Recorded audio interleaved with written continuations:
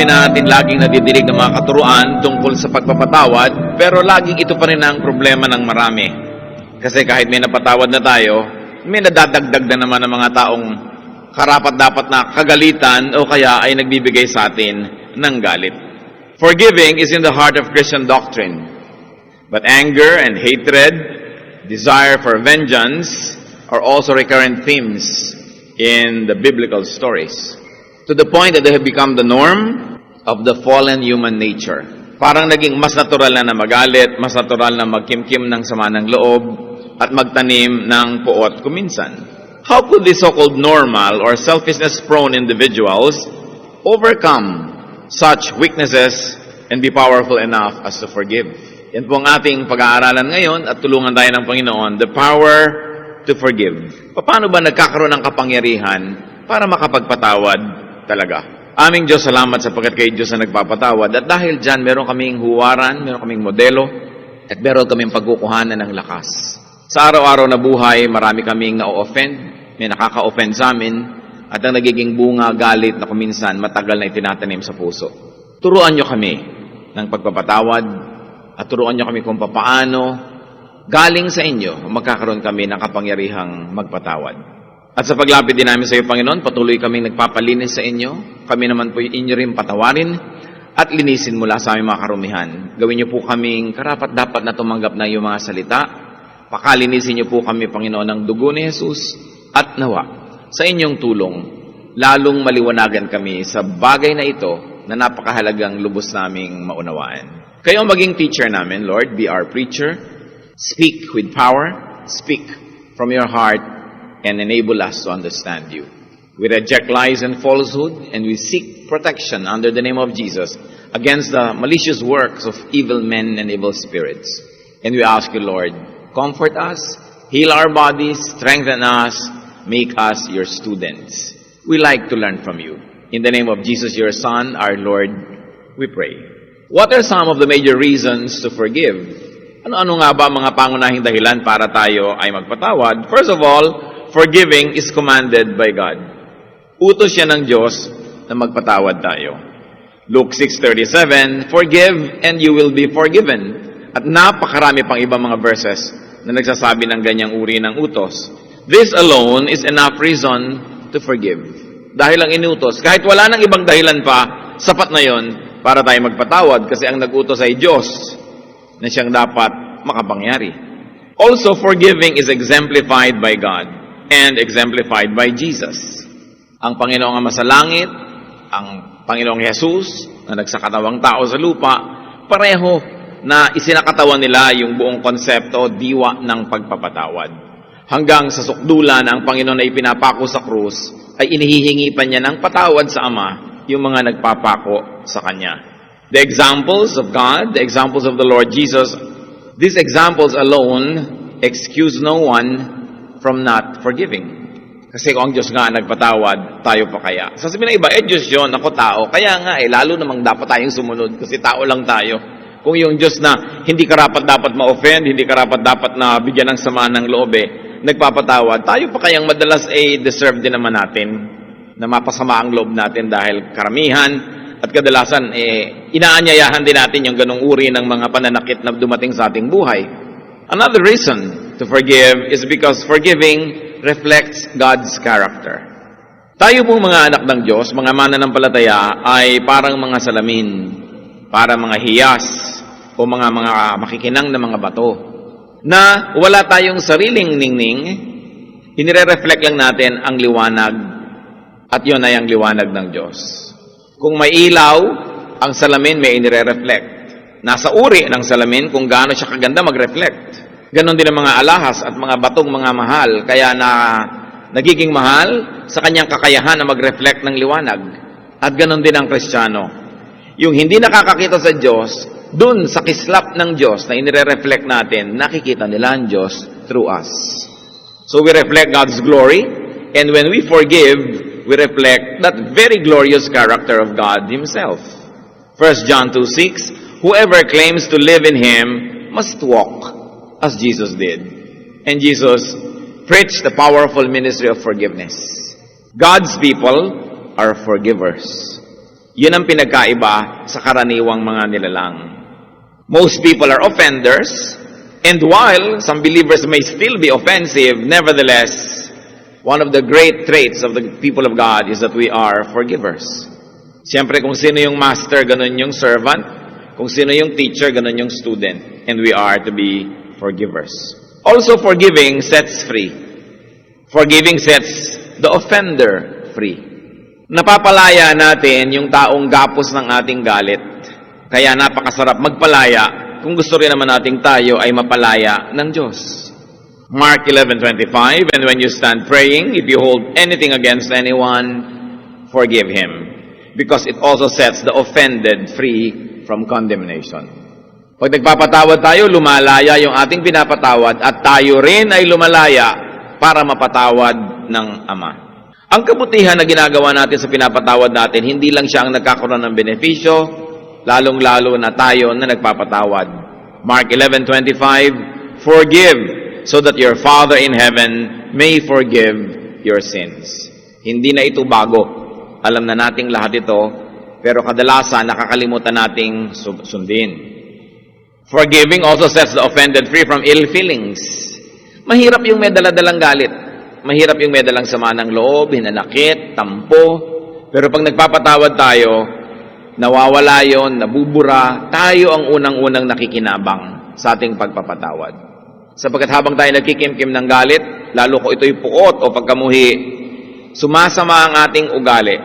Humihirap ang ating pakiramdam, tayo ang tunay na napipinsala. And very importantly, we should appreciate that forgiving earns forgiveness. Kung gaano kakabuti sa pinapatawad mo nagkamali sa iyo, gano'n nagiging mabuti ang Diyos sa atin na nagkakamali din. Kaya ang sabi sa Luke 6:38, give, and it will be given to you. Kung anong binibigay mo, yun din ang babalik sa iyo. Matthew 6:14-15, for if you forgive men when they sin against you, your heavenly Father will also forgive you. But if you do not forgive men their sins, your Father will not forgive your sins. Ang pinakamabisa, pinakamatuwid, at pinakamadaling paraan para tayo mapatawad ng Diyos ay magpatawad tayo sa ating kapwa. Non-forgiveness equates with self-condemnation. Because when you do not forgive, you never receive forgiveness from God. Also, forgiving enables people to repair, to restore, to reinvent broken relationships. Dahil ang tao ay likas na may kasamaan ng ugali, dahil ang tao ay may likas na kasamaan ng tabas ng bibig, dahil ang tao ay mayroong likas na pagiging makasarili, mayabang, mapangapi, mahilig manakit, natural lang na asahan na sa pamilya, sa mga mag-partner, mag-asawa o magkaibigan, sa mga mag-anak, sa mga kumpanya, laging magkakaroon ng hidwaan at gulo. Laging magkakaroon ng kompetisyon, laging magkakaroon ng kasakitan ng loob. So, sino lang na mga pamilya, sinong magkakaibigan at magkakasama ang mananatili na magkakasama yung mga marunong magpatawad sa isa't isa? Forgiveness is a bond that ties people together. It is not perfection. When two or more people continue to be together for a long time, it's not because each of them is perfect. It is only because those that are getting offended forgive. Kaya nananatili ang mga samahan, hindi dahil walang nagagawang mali sa kapwa yung mga miyembro ng samahan na yon. Nananatili lang sila magkakasama kasi yung mga nasasaktan, nagpapatawad. At lagi nating binabanggit yan, yung mga hindi nagtatagal magkasama kasi hindi nagpatawaran. Kaya pagka nakakakita tayo ng mga wedding anniversary, 25th wedding anniversary, 50th wedding anniversary, meron pa 75th wedding anniversary. Siguro nagpakasal sila 3 years old. So umabot talaga ng 75th wedding anniversary. Hindi mo iisipin, perfect siguro yung mister, perfect yung misis, nagtagal sila. Hindi, kasi walang perfect eh. Iniisip mo, ang tiyaga nitong misis na ito, kaya nagtagal sila. Ang tiyaga ng mister na ito, kaya sila nagkatagalan. So you congratulate each of them not for being personally perfect, but for being forgiving to the other. Nagtatagal tuloy. At alam natin ang lahat ng naghiwalay, hindi kasi nagpatawaran, naghiwalay na lang. Forgiveness prevents separation. It also prevents aloneness. Si Adan at si Eva, ang laki ng kasalanan sa isa't isa. Niyaya ni Eva si Adan na kumain ng pinagbabawal na prutas. Kasalanan niya yun kay Adan. Si Adan naman, nung tinanong ng Diyos, totoo ba? Kinain mo nga ba yung bawal? Ang sinisi si Eva. Sabi yung pong babae niya, nabigyan niyo sa akin yan na may gawa. Pinakain niya ako. So, pareho sila na may atraso sa isa't isa. Pero nung nakita natin, nagkaanak pa sila, dumami, humaba ang istorya. So, isa lang ang malinaw. Nagpatawaran yung dalawa. Kasi kung hindi sila nagpatawaran, wala nang pinanganak.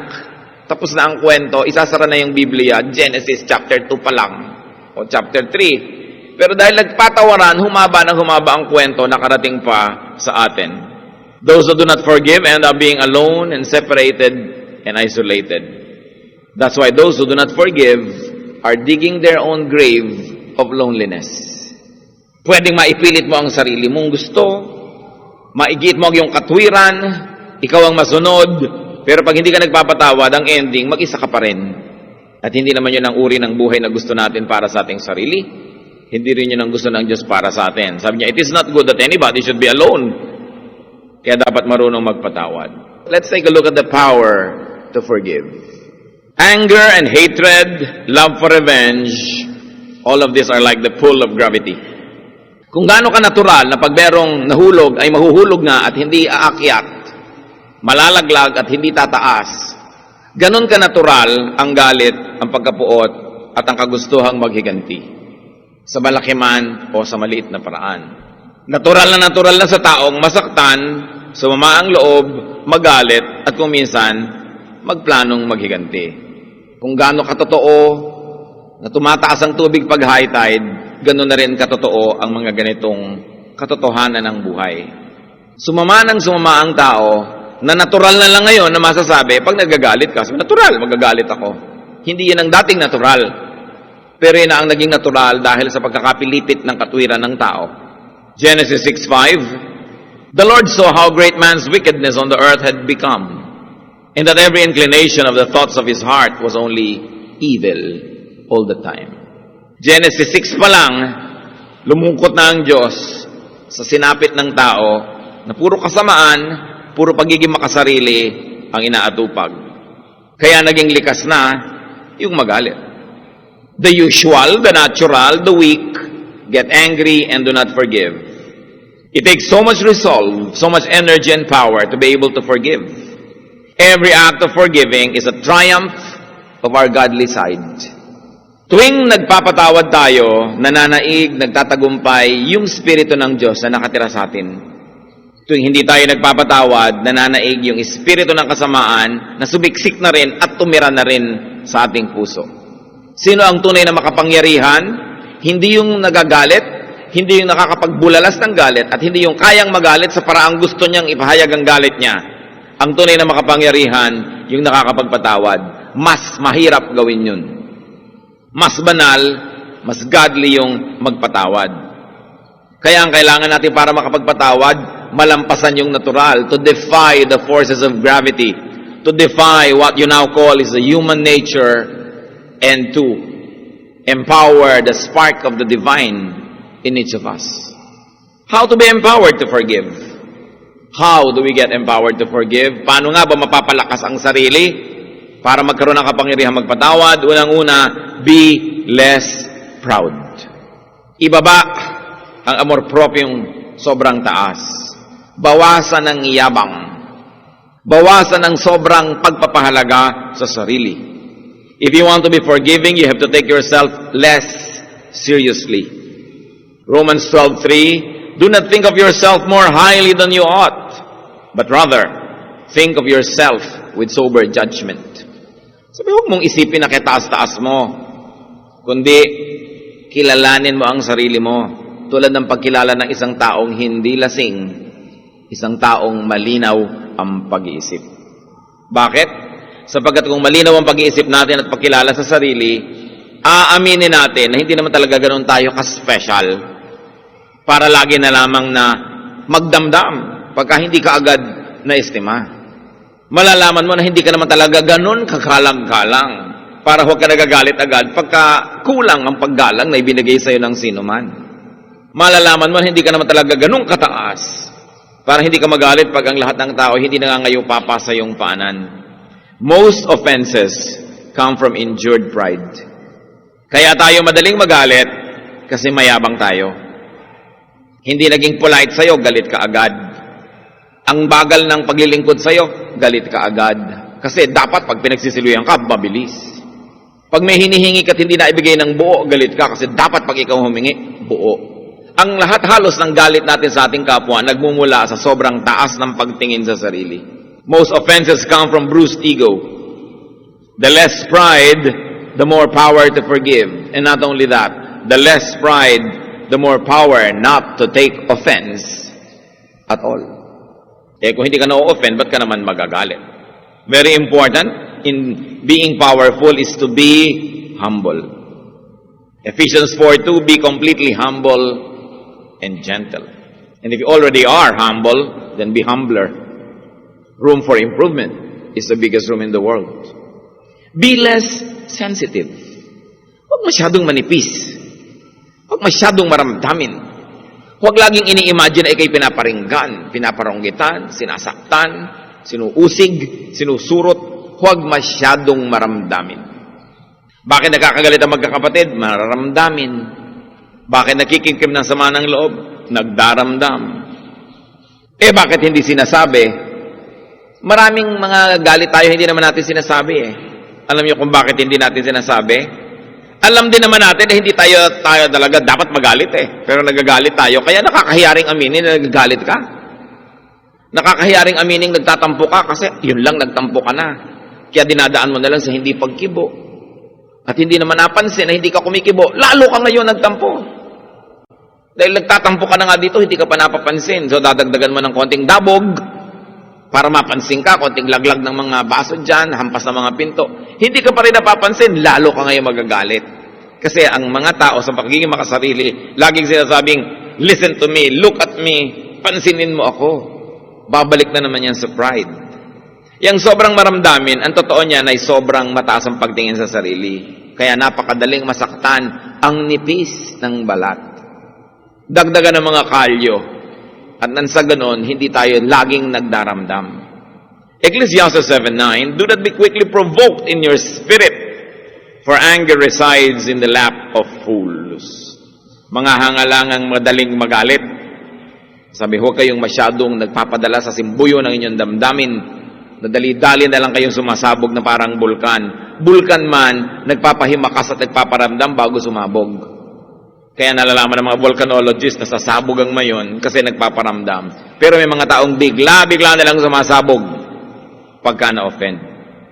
You want to have the power to forgive, train yourself to be more tolerant and to be more serene. Mas tahimik, mas payapa, hindi dali-daling naliligalig. James 1:19, everyone should be slow to become angry. How else can we be less sensitive? Prepare to be hurt, to be offended. Prepare to be neglected and wronged by people you care about. Pag kami mga ikinakasal, nagpapalitan ng singsing, nagsishare ng belo, nagsusubuan ng cake, kasama mo ring tatanggapin, darating ang panahon, may gagawin ito na nasasaktan ako. May gagawin ito na ma-offend ako. Mapapabayaan niya ako sa mga panahong gustong-gusto kong huwag niya akong pabayaan. Magkakamali siya. Pag yan, sa simula pa lang ng kasalan, tinanggap mo na, handa kang suungin yon at harapin yon at tanggapin yon, ang tibay ng inyong pagsasama. Dahil mangyayari yon Hindi kasi perfect ang pinapakasalan. Kahit sa anak, ang taas-taas po minsan ng expectation ng magulang, pero madalas sa mga anak, kinakapos.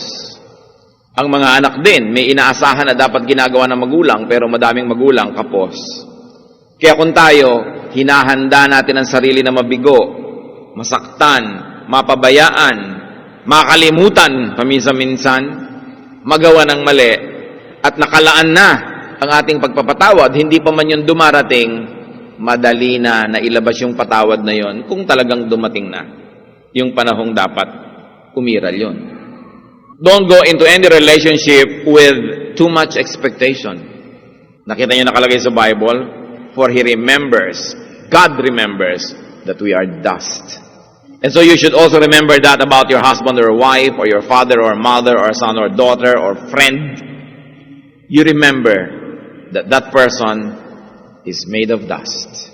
May mga panahon na siya ay banal at espiritual at talaga namang noble ang karakter. May mga panahon na lalabas kung minsan ang kanyang pagkahayop, lumalabas yun. Kahit sa mga pinakamahihinhin na mga babae, yung pala talagang dambuhala pagka nagalit. Lumalabas yan. Pero pag hinanda mo ang sarili mo, siyempre itong mahal ko, itong kasama ko, itong partner ko, kaibigan ko, siyempre may dark side to. Kasi nagkaroon talaga tayo ng dark side dahil sa kasalanan. At sa mga panahong lumalabas yon, anong ilalabas mo? Dark side mo rin? Darkness against darkness? Anong mangyayari doon? Sobrang darkness na. Pag lumalabas yung darkness nitong mga taong ito, doon mo ilalabas ang iyong light. At alam nyo, kahit kailan, ang light hindi natatalo. Kahit pagkadilim-dilim na bulwagan, isang posporo lang ang sindihan mo, hindi pwedeng mangyaring sobrang dilim na hindi mo nakita yung posporo. Hindi pa nangyari yon. Laging yung liwanag na yon, mas madilim nga, mas nararamdaman, mas kita. Kaya kita nyo sa mga sinihan, sa mga bulwagan, sa mga concert halls, ang dilim-dilim palibhasa, konting liwanag lang ng mga exit lights, kitang-kita na. Kaya kahit kailan, yung dilim ng inyong mga mahal sa buhay, hindi mapagwawagian yung liwanag nyo kung yung liwanag nyo ang inyong ilalabas. Nagwawagi lang ang dilim pag ginantihan mo ng dilim din. At hindi yun ay tinuturo sa atin ng Panginoong Hesus. Sabi nga niya, pag sinampal ka sa kabila, ibigay mo pa yung kanan, di mapapagod din niya ng kasasampal. Diba? Kung sinampal ka, sinampal mo rin, sampalan kayo hanggang magbarila na kayo. Hindi yan ang solusyon. Be more understanding of the human nature because we are humans. Be more understanding of other people's imperfection, their tendency to be selfish and hurtful. Maglaan ng pangunawa. Psalm 103:14, God knows how we are formed. He remembers that we are dust. Naaalala ng Panginoon na bagamat yung espiritu niya, ibinigay niya, pero kumuha naman siya ng sandakot na lupa at doon niya inilagay yung espiritu. So meron tayong bahagi na lupa. At mangingiral at lalabas yun kahit man lang paminsan-minsan yung pagkalupa ng tao. Ang nagkakatagalan, yung nagtatanggapan na oo, may espiritu ka ng Diyos, pero may lupa ka rin. Pakyaw, tatanggapin ko yan. Hindi pilian, spirit lang ang tatanggapin ko. Hindi pwede yun. At sinasabi sa Biblia, 2 Timothy 3:2, there will come a time when people will be lovers of themselves. James 3:6, the tongue is a world of evil among the parts of the body. It corrupts the whole person. So expect tongues to hurt you. And when you are hurt by tongues, you say, oh, yan yung sinasabi ng James 3:6. Alam ko na kung saan ko ilalagay na kahon yan. Dito yan. James 3:6 yan. I expect it. Gagawa ako ng mabuti, siguradong may mamimintas.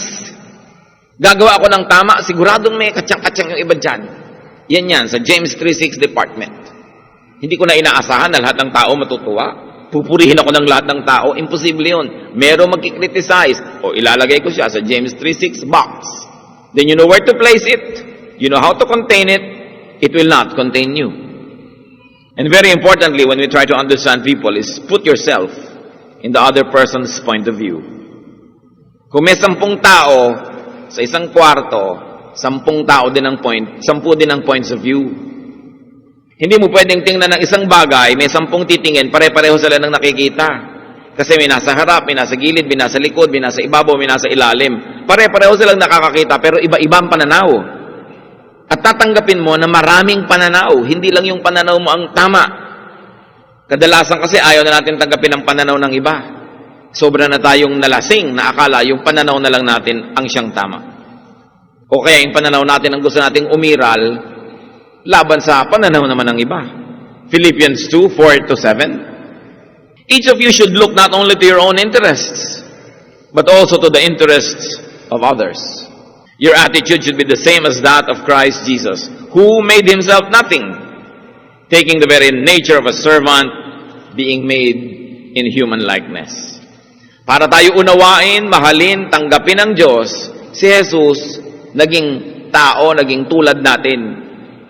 Tiningnan niya ang buong mundo sa pananaw ng tao.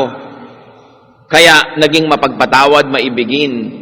Tumatanggap siya maging ng mga reject ng lipunan. Kasi siya man, nalaman niya maging reject. Nalaman niya kung paano siya itanggihan, baliwalain, saktan. At dinanas siya ang lahat ng uri ng tukso. Kaya naman siya nakakaunawa sa mga dumaranas sa tukso. Kahit yung dumaranas ay nahuhulog at nadadapa. Minamahal pa rin niya. So, kung meron kayong mga kapatid na kakilala, mahal sa buhay, kamag-anak, kaibigan, na lagi kayo nagtatalo, subukan nyo kahit minsan lang, tingnan ninyo ang buong issue mula sa kanyang punto de vista.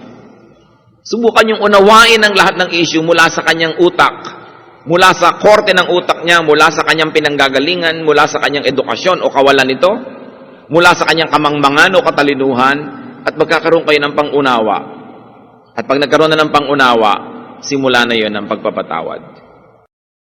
How do we put ourselves in a position of being forgivers? Expect less. Huwag masyadong mataas ang expectation. Ang Diyos nga, gusto ng Diyos, wala tayong kasalanan, pero naglaan din siya ng lugar para sa magkakasala. 1 John 1:9, if we confess our sins, He is faithful and just and will forgive us our sins and purify us from all unrighteousness. Sinasabi ng Diyos, gusto ko kayo malinis, walang kasalanan, walang bahid, dalisay, perfect. Pero kung sakaling kulangin kayo, ipagtapat nyo, ihingi nyo ng tawad, at kayo lilinisin. Magiging malinis kayo, hindi dahil talagang kayo malinis, kundi lilinisin kayo dahil kayo pinatawad. Mataas ang inaasahan ng Diyos, pero saan ka man lumaglag, aabutin ka niya doon para itaas ka. Ang magtataas na, hindi yung righteousness mo, yung kanya ng grace, kindness, and mercy. Nakita nyo yan, ang taas ng inaasahan ng Diyos, pero handa at laang magpatawad kung hindi natin maabot. Sinasabi sa Biblia, wala dapat nagkakasala. Pero 1 John 2:1, if anybody does sin, we have one who speaks to the Father in our defense, Jesus Christ, the righteous one. So, wala dapat nagkakasala. Pero pag may nagkasala, huwag niyo limutin. Meron tayong padrino sa langit. Meron tayong abogado na tayo ipinagtatanggol sa Ama. At yun si Jesus na dumanas ng lahat ng hirap at lahat ng tukso. How else do we get empowered to forgive?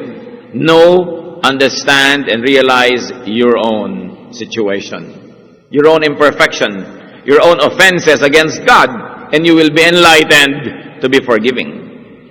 Hindi lang naman tayo nagpapatawad dahil bulag tayo sa mga sarili nating pangangailangan na mapatawad din.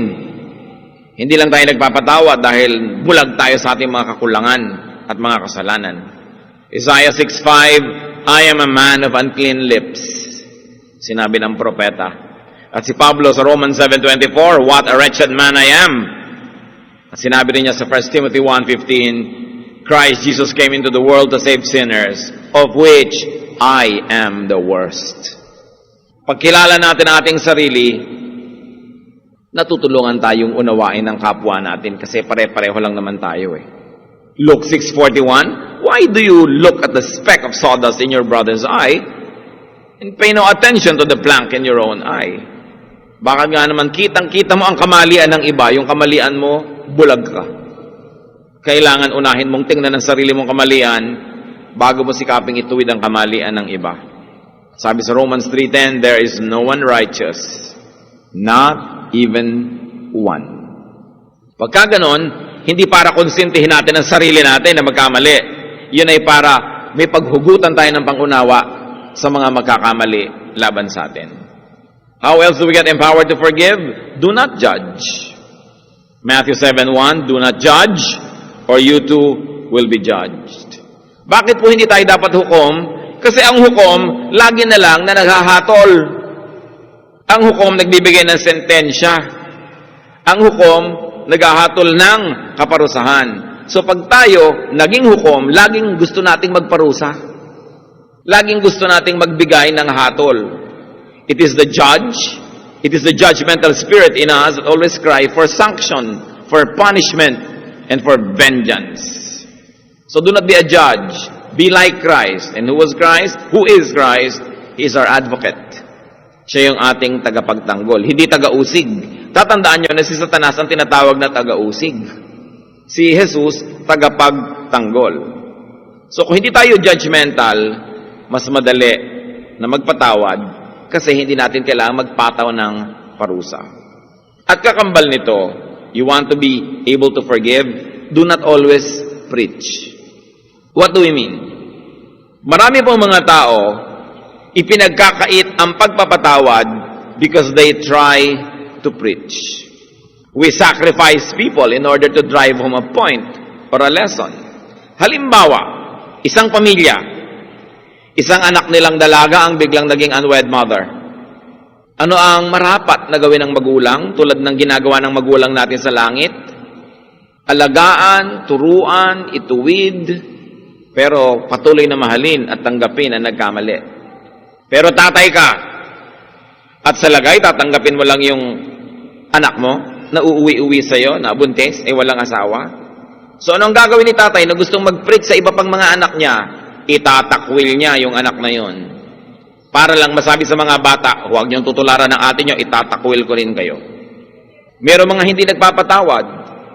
Hindi magpapatawad para lang sabihin kayo rin, huwag magkakamali dahil hindi ko rin kayo patatawarin. In other words, we withhold forgiveness only to use the person as exhibit A.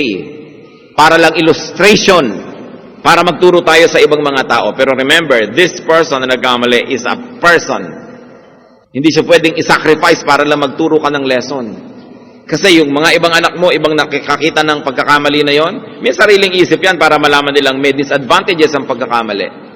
Pero kadalasan, nagtatakwil tayo, labag man sa loob natin, gusto mong mahalin, dahil ano na lang ang sasabihin ng iba.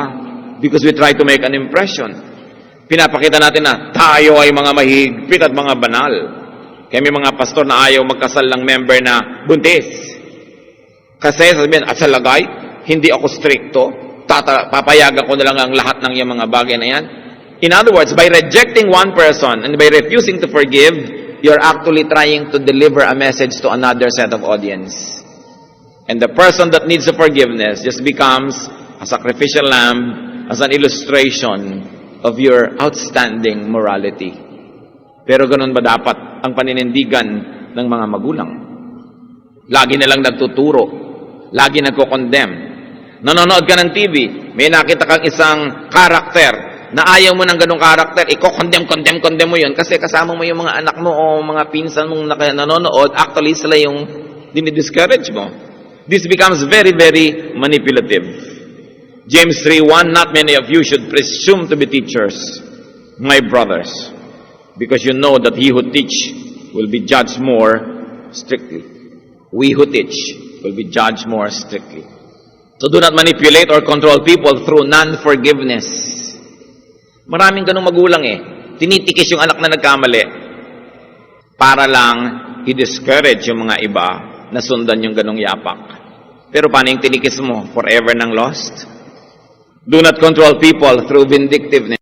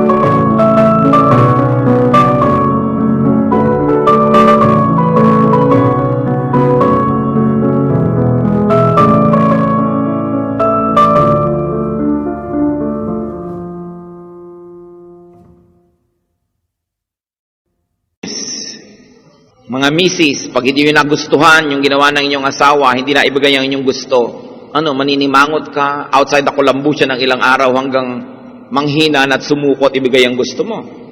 Because even unforgiveness and even tampo could be a manipulative tool just to dominate the other person. So you punish people so that they will avoid the same punishment and give you what you want. This is no place in Christian love. And this is no place in people whose God is our God who forgives. Those who forgive, let God live in them, work and love through them, and make God forgive them too. So be empowered and victorious. Reflect God's light. Forgive.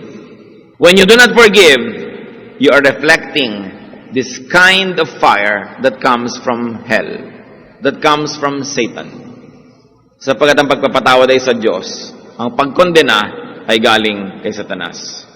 Ang tanong, what offenses against you should you learn to forgive? Kung minsan may mga offenses na lagi na lang na ibinabato sa atin ng tao, mayroon siguro tayong asal, ugali, pamamaraan na lagi tayong napupuna at ikinakasama natin lagi ng loob, baka dapat sanayin mo na ang sarili mo na mapupuna ka talaga dyan. At kung hindi mo kayang baguhin yung pinupuna para walang mapuna, baguhin mo malagi attitude mo na huwag ka na masaktan kasi talaga namang hinihingi ng kilos mo at asal mo at buhay mo na mapuna ka. Sino bang may kasalanan? Yung nakakapuna o yung napupuna? Kasi meron ka naman talagang dapat punahin. So ipinagtatampo mo pa, nagagalit yung mga tao pagka sinasabi, ano ka ba kung kumilos ka para kang bakulaw? Talaga namang lahat ng hawakan mong baso nababasag. Lahat ng hawakan mong pinto, natatanggal yung hawakan, tapos magagalit ka pa ng tinatawag kang bakulaw. Dapat ka nga palang tawagin nun. So, siguro, baguhin mo yung kilos mo, o tanggapin mo na pag tinatawag kang ganun, dahil yun ang katotohanan. Huwag ka nang lagi nagtatampo. Kasi kadalasan, mga kapatid, yung ipinagtatampo natin, mula nung grade 5 pa tayo, hanggang naging 70 ka na lang, yung pa rin ang pinagtatampo mo. Kasi ibig sabihin, meron kang kilos at gawa na humihingi ng ganun puna mula sa ibang tao. So, tanggapin, o kaya palitan ang ginagawa natin. Pero ang mahalaga pa, who should you forgive? Yung iba naman sabihin, matagal na ako nagpatawad, totoo kaya? So, dalawang hamon ang gusto kong iwan. Sino ang mga dapat na talaga nating patawarin na, limutin na ang mga offenses na yan, at tanggalin yung bigat ng ating puso, kawalan sila, at tumanggap din tayo ng pagpapala sa Diyos. At sa mga akala nating pinatawad na natin, pero meron ka pa rin hinanakit, meron pa rin pait, siya sa atin natin, sarili natin, nagpatawad na nga ba tayo o akala lang natin? Ama namin sa langit na nagpapatawad, turuan mo po kaming maging makapangyarihan para makapagpatawad kami. Napakahalaga sa amin itong pagpapatawad sapagkat ito ang daan para kami makabalik sa inyo lagi. Kaya nawa, Panginoon, huwag namin pagsarhan ang kapwa namin para kami din huwag niyong pagsarhan. Mag-isip-isip tayo, mga kapatid, kung ano ang mga personal na mensahe sa atin ng paalalang ito at lalo ng malaking hamon. Sino ang dapat yung patawarin? Patawarin nyo na ngayon. O yung mga akala nating pinatawad, pero meron pang bahid ng mga sama ng loob, lubusin ang pagpapatawad. Tayo yung muko sa presensya ng Diyos, kung anong dapat nating reaksyon gawin, mag-isip o magpatawad. Ama namin, touch everyone, so that the power of your word may set us free and empower us to be forgiving. Be alone with the Lord for a while.